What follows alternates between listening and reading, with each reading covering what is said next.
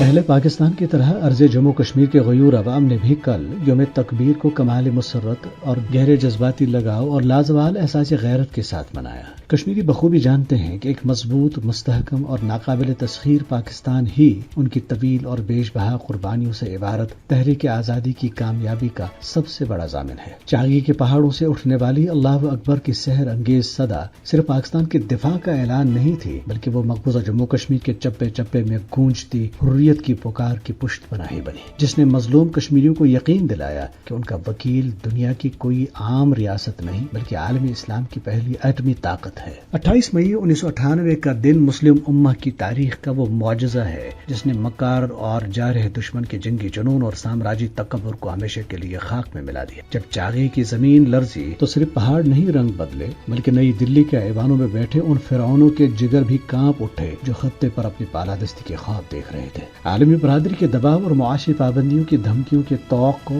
پیروں تلے روند کر پاکستان نے جرت و استقامت کی وہ داستان رقم کی جو تاریخ کے ماتھے کا جھومر بن چکی ہے۔ یہ عظیم کامیابی ڈاکٹر عبدالقدیر خان اور ڈاکٹر سمر مبارک من جیسے مائع ناز محسنوں، جری سائنسدانوں، مخلص سیاسی قیادت اور افواج پاکستان کی لازوال قربانیوں کی مرہون منت ہے، جنہوں نے شبانہ روز محنت سے وطن عزیز کو ناقابل تسخیر بنا کر مسلم دنیا کا سر فخر سے بلند کیا۔ یہ ایٹمی حصار کسی توسیع پسندی کے لیے نہیں بلکہ دفاع وطن اور خطے میں پائیدار امن کے قیام کا مظہر ہے، کیونکہ امن کمزوری سے نہیں صرف اور صرف طاقت سے ہی کشید کیا جا سکتا ہے۔ آج جب غاصب بھارت اپنے اکھنڈ بھارت کے فسطائی نظریے کے تحت 10 لاکھ فوج کے ذریعے کشمیریوں کی آواز دبانے اور پاکستان کو معاشی اور سیاسی طور پر محصور کرنے کی ناپاک سازشیں کر رہا ہے، یوم تکبیر ہمیں پھر سے اسی فولادی اتحاد اور ملی یکجہتی کا درس دیتا ہے۔ یہ دشمن کے لیے کڑکتا پیغام ہے کہ پاکستان نظریے کا نام ہے جسے کوئی مٹا نہیں سکتا۔ کشمیری عوام کا لازوال حوصلہ اور پاکستان کا ایٹمی حصار مل کر دشمن کے ہر غرور کو پاش پاش کرتے رہیں گے، اور وہ دن دور نہیں جب اس ناقابل تسخیر دفاع کی برکت سے